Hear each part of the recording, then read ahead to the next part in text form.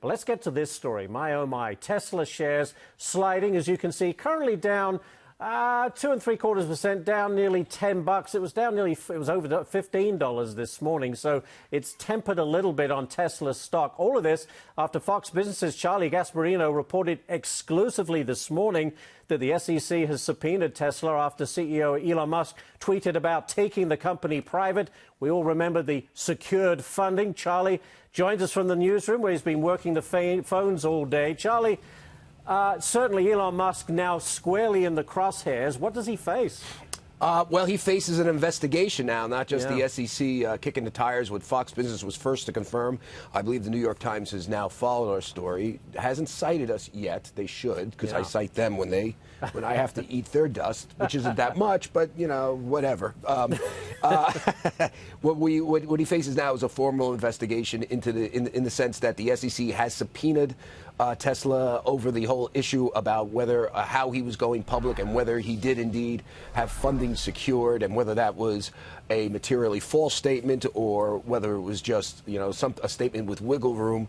I mean, this is going to be a long. From what I understand, this is the beginning of the process. And here's, I think, something that is interesting, and it kind of tells you the sort of situation that the SEC, the securities regulators, are in this thing. If they really go after Elon Musk, if they say that he definitely issued a false statement, he did not have funding secured, that's a violation of the securities laws, 10b-5. He put out a materially false statement. You know, the charges for something like that, the SEC is a civil agency. It doesn't put people in jail. But the charges could be very severe. They could be a fine. They could remove you as a director or an executive of the company. There are really severe issues that could go on that could really hurt Tesla's shares. If Elon Musk is taken out of the company in that sort of capacity, if he's barred, faces a bar for a certain period of time, that could hurt the company. And that could hurt the company's attempts, as they are right now. They are now in the process of trying to go private. They are talking to people. They are talking to bankers. They are trying to get funding. This is what the SEC is trying to figure out. How could they possibly thread the needle here and do something in the sense that does not materially hurt Tesla, since Musk is such an integral part of the company? But Charlie, does the SEC want to be seen as strong in such a public case, if indeed it's proven that he wasn't truthful? Yeah, you know, that is the question. And what I will say is this.